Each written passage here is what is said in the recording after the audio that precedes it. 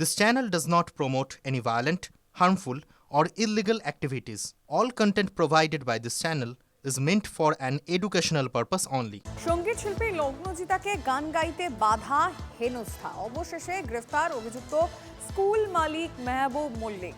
জাগমা গান গাওয়ার পরই লগ্নজিতাকে মারধরের চেষ্টা। সঙ্গীত শিল্পীকে তুইতকারী মেহবুব মল্লিকের। সেকুলার গান গাইতে নির্দেশ দেন মেহবুবের স্কুলেই অনুষ্ঠান ছিল লগ্নজিতার। থানায় গেলে জেনারেল ডায়েরি করতে বলে পুলিশ। পূর্ব মেদিনীপুরের ভগবানপুরের ঘটনায় অভিযোগ লগ্নজিতার।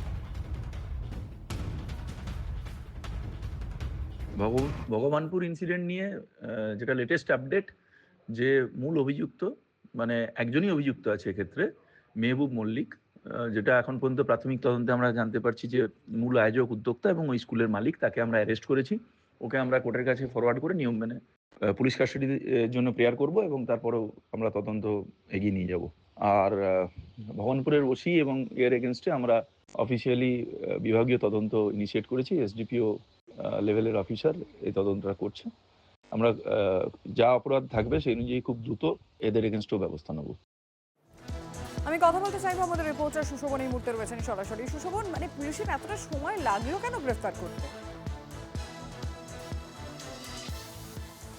দেখো, সেক্ষেত্রে পুলিশের যেটা সূত্র মারফত জানা যাচ্ছে যে যেহেতু অভিযোগ জমা পড়েছিল এবং অভিযোগ জমা পড়ার পর কিন্তু পুলিশের কাছে বেশ কিছু তদন্তর যে সাপেক্ষে বেশ কিছু এভিডেন্স এগুলো কালেক্ট তারা করছিল এবং অন্যদিকে এই যে মেহবুব মল্লিক তারও সন্ধান করছিল এবং মেহবুব মল্লিককে হাতে পাওয়ার পরই কিন্তু তাকে গ্রেপ্তার করা হয়েছে এবং তাকে ইতিমধ্যেই পুলিশ হেফাজতের জন্য কিন্তু আবেদন করা হবে আদালতে।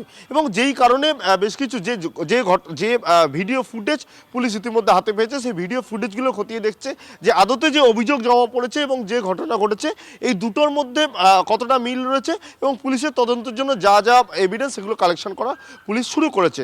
অন্যদিকে যে ওসি, তার বিরুদ্ধে ইতিমধ্যে পদক্ষেপ নিয়েছে কমিশনারের তরফ থেকে। তার কারণ যে অভিযোগ ছিল যে দীর্ঘ সময় তাকে বসিয়ে রাখা হয়েছিল, তার সঙ্গে কোঅপারেশন করা হয়নি, তাই সে বিষয়েও যে অভিযোগ রয়েছে সেটাও কিন্তু ইতিমধ্যে তদন্ত আওতায় আনা হয়েছে।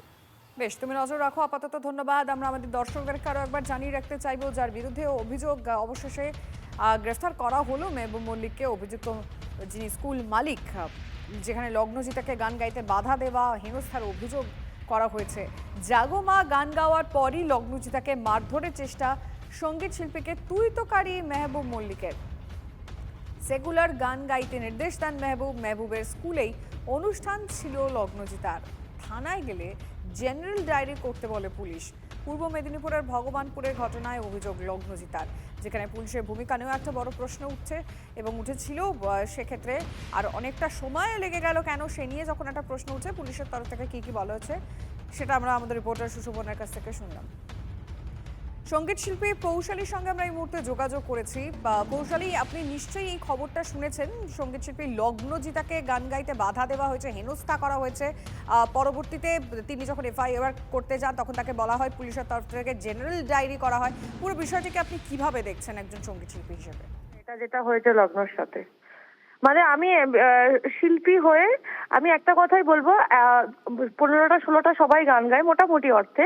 তার মানে প্রত্যেকটা শিল্পী, ছেলে মেয়ে নির্বিশেষে, সে তার নিজস্ব একটা নিজের চয়েস থাকে। আবার অডিয়েন্স থেকে বলে এই গানটা শুনবো দিদি, ওই গানটা শুনবো, এবং এটা খুব নর্মাল একটা একটা একটা পরিপূরক। মানে আমরা তো শুধু শিল্পী শ্রোতা ছাড়া তো যেমন শিল্পী হয় না, শিল্পী ছাড়া তেমনি শ্রোতা হয় না। খুব পরিপূরক একটা সম্পর্ক স্থাপন করে আমরা অনুষ্ঠান করি। কিন্তু এই হঠাৎ করে এইটা হবে না, এইটা গান গায়ের জোর করে, এটা খুব নক্কারজনক একটা ঘটনা ঘটেছে। আমি আমার তাহলে এবার তো রীতিমতো ভয় লাগছে যে সিকিউরিটিটাই নেই। আমি একটা শিল্পী, আমি 7-8টা গান গাইলাম, তারপরে অডিয়েন্স খুব মজা করেই বলেন যে দিদি লাল পাহাড়ি দেশে শুনবো কি লগ্নর যে গানগুলো এটা শুনবো, সেটা সমস্ত সবাই গান করেন। তারপরে হঠাৎ করে উঠে এসে এরকম মঞ্চের ওপরে উঠে গায়ের জোর খাটিয়ে একে মারবো তাকে মারবো, এটা কোথায়, মানে কেন? এই উত্তরটা সবাইকে এবার দিতে হবে। অনেকদিন ধরে শুনছি এটা। চুপ থাকার একটা মিনিমাম এক্সপায়ারি ডেট থাকে। আপনাকে ধন্যবাদ আপনার মতামত জানানোর জন্য। লগ্নজিতার ঘটনায় পুলিশের বিরুদ্ধে অসহযোগিতার অভিযোগ তুলেছেন শঙ্কুদেব পণ্ডা। বিজেপি নেতার দাবি, প্রথমে অভিযোগ নিতেই চায়নি পুলিশ। জাগমা গান কি সাম্প্রদায়িক? সবকিছু কি ঠিক করে দেবে তৃণমূল? প্রশ্ন শঙ্কুদেবের।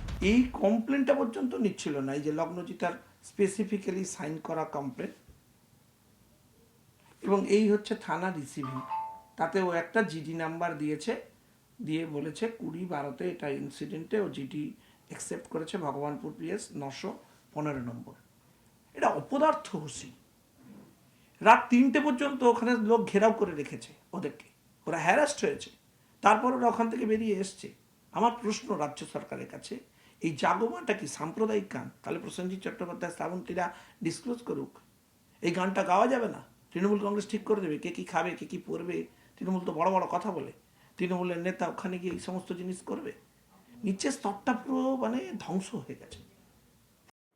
একদিকে লগ্নজিতার অভিযোগ যে তার সঙ্গে ঠিক কি হয়েছে, তাকে হেনস্থা করা হয়েছে, আর তার পরবর্তীতে যার বিরুদ্ধেই অভিযোগ, যখন অভিযোগ জানাতে গিয়েছিলেন সেখানে পুলিশ অভিযোগ নিতে চাইছিলেন না। এটা শঙ্কুদেব পণ্ডা বলছেন, তার বক্তব্য আমরা শুনলাম।